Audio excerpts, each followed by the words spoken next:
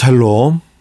새로운 아침이 밝았습니다. 또 새로운 한 주가 시작되었습니다. 오늘 하루도 주님 말씀 그 은혜 가운데서 시작하고 은혜 충만한 하루가 되시길 바랍니다.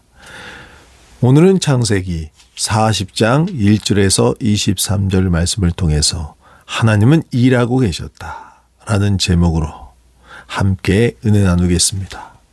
하나님은 일하고 계셨다. 그렇습니다. 하나님은 우리가 알지 못하는 가운데서 보이지 않아도 항상 일하고 계십니다. 요셉은 열심히 또 일도 했고 또 하나님과 동행하며 많은 형통왕의 복을 누리고 있었지만 그런데 이제 다시 한번 구덩이에 던져졌습니다. 즉 누명을 쓰고 감옥에 갇혀서 2년 동안 답답한 생활을 할 수밖에 없는 가운데 놓여졌습니다. 우리도 인생을 살아가다 보면 요셉이 구덩이, 감옥에 던져진 것처럼 낭떠러지로 떨어져서 끝을 모르는 시면에 그런 고통과 외로움의 시간을 보낼 때가 있습니다. 그럴 때면 하나님이 나와 함께 하시는가? 이런 의문이 들 때가 있습니다. 요셉은 항상 하나님과 동행했습니다. 하나님이 함께 하셔서 형통하기도 했지만 또 그와 함께 그가 이해 못할 수렁으로 빠져 들어갈 때가 있었던 것입니다. 그 가운데서 요셉은 낙심하지 않았습니다. 열심히 자기가 가야 될 길을 걸어 나갔다는 것입니다.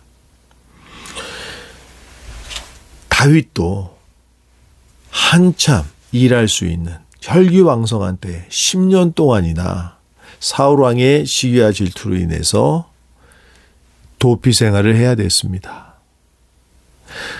우리가 잘 알고 있는 남아프리카 공화국의 넬슨 만델라 대통령. 이 넬슨 만델라 대통령은 인종 격리 정책에 대항하다가 정부에 대항해서 싸우다가 감옥에 갇혀서 종신형을 선고받았는데 나중에 감형이 돼서 27년 만에 석방이 되었습니다. 그때 나이가 71세였다고 합니다. 혈기왕성하고 정말 무언가 할 수 있을 만한 때에 그때를 다 날려버리고 71세 노인이 되어서 석방이 되었는데 그런데 그 기간 27년의 기간이 헛되지 않았습니다.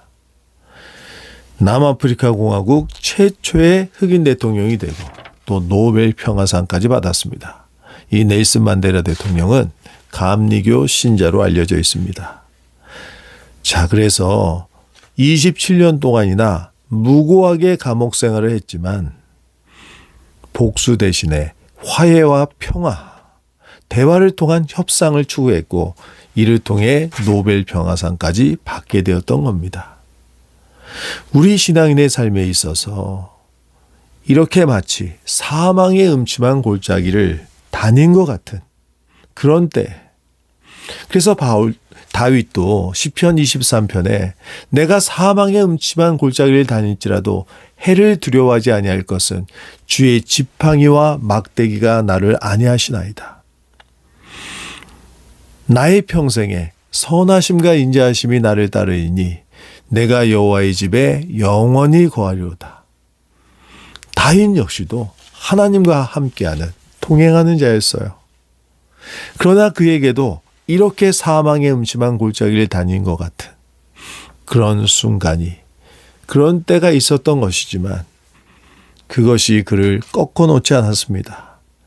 그를 실패길로 가게 한 것이 아니라 도리어 더 성숙하게 또 앞으로 왕이 되어서 하나의 나라를 통치할 수 있는 그런 경험과 능력을 쌓아나가는 시간이 되었다는 겁니다.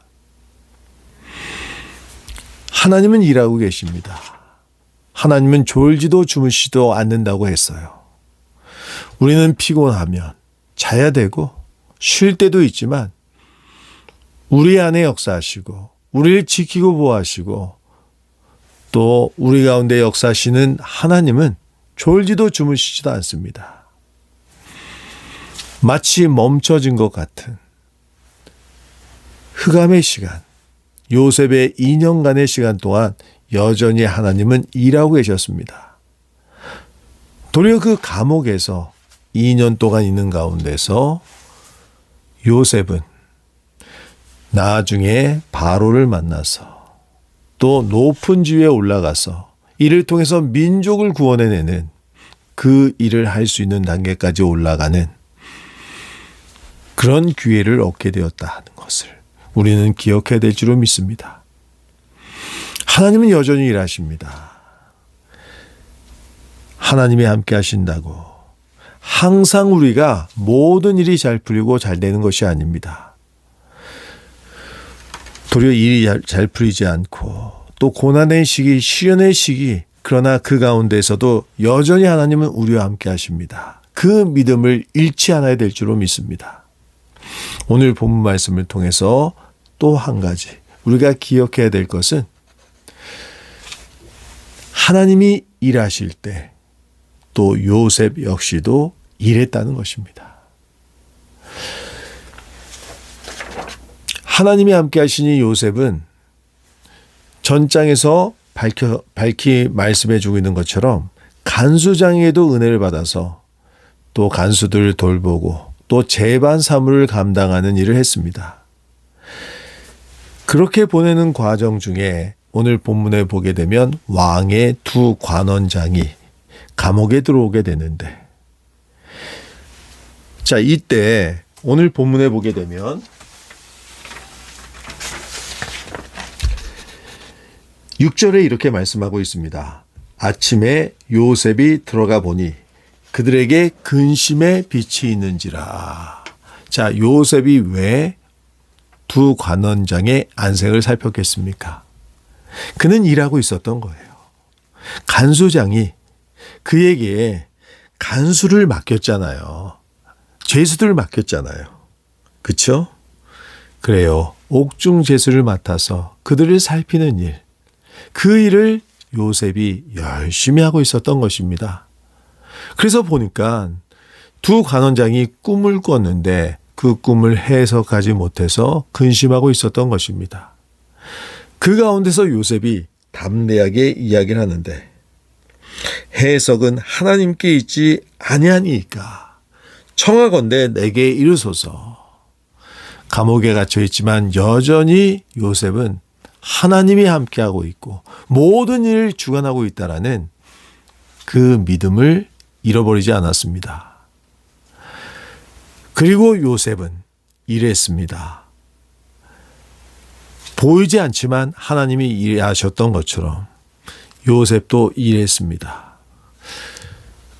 자, 우리가 어려운 일을 겪게 되고 마음의 낙심을 겪게 되면 혼자 골방에 틀어박혀 있고 싶고 사람도 만나고 싶고 아무 일도 하기 싫어질 때가 있습니다. 하지만 우리는 그때 분연히 일어나야 됩니다. 하나님께서 나에게 맡기신 일이 있습니다.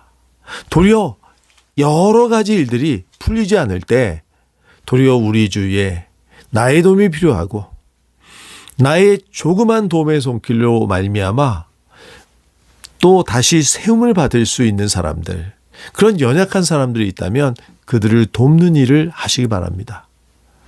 저도 항상 마음에 두고 있는 일이, 제가 청년 때 한 개척교회를 도왔는데 그때 목사님이 하시는 말씀이 있었어요. 우리도 개척했지만 어려울수록 또 더 어려운 교회를 도와야 된다. 그래서 재정 형편이 넉넉지 않았지만 개척 단계부터 또 더 어려운 교회들, 또 이웃들을 돕는 일을 게을리하지 않았습니다. 그랬더니 그 교회가 더 풍성하게 하나님의 은혜를 누리면서 또 계속해서 남을 도와주고 다른 교회를 도와주고 나눠주는 교회, 그러면서 성장하는 교회가 되었던 것을 경험하게 되었습니다. 자, 그렇습니다. 힘들 때일수록 마치 구덩이에 던져져서 아무 일도 풀리지 않은 것 같은 그런 때에 도리어 나누어 주십시오. 어려운 사람들을 도와주십시오. 주위에 나보다 더 힘든 사람이 있을까 살펴보시고 도리어 그 일을 통해서 하나님이 역사하십니다. 요셉이 간수장이 맡겨준 일, 그 일을 열심히 하고 있을 때 이 일을 통해서 결국 요셉이 감옥에서 풀려가고 바로를 만나게 되고 바로의 꿈을 해석해 줌으로 인해서 국무총리의 위치까지 올라가게 되는 그 길이 열리게 되었습니다. 말씀을 마치겠습니다. 하나님은 내가 느끼든 느끼지 않든 여전히 일하고 계십니다. 나의 삶에 역사하고 있습니다. 오늘 하루 하나님의 일하심을 경험하는 하루가 되기 바랍니다. 그리고 여전히 일하신 하나님께서 또한 우리 또한 일하기를 원하십니다. 우리 또한 작은 일이나마, 작은 손길이나마 우리 주위에 연약한 자들에게 그 손을 뻗어주어서 일으켜주고 세워주고 함께 하나님 나라 역사를 만들어가기를 원하십니다. 기도하겠습니다. 은혜가 풍성하신 하나님 아버지, 이 새벽에도 귀한 말씀을 통해서 은혜 베풀어 주심을 감사드립니다. 하나님은 일하고 계셨습니다. 사망의 음침한 골짜기를 다니는 것 같은 고통 가운데, 그런데 요셉의 삶에 역사하신 하나님 여전히 일하고 계시고, 또 요셉을 향한 하나님의 꿈을 이루어 가신 하나님 아버지, 그 하나님의 역사가 또 저의 삶 가운데도 함께하는 줄 믿습니다. 오늘의 어려움에 좌절하지 않도록 도와주시고 어려울수록 돕고 세워주고 또 주님과 함께 일하기를 두려워하지 않도록 도와주시옵소서. 이 모든 말씀 예수님의 이름으로 기도드립니다. 아멘.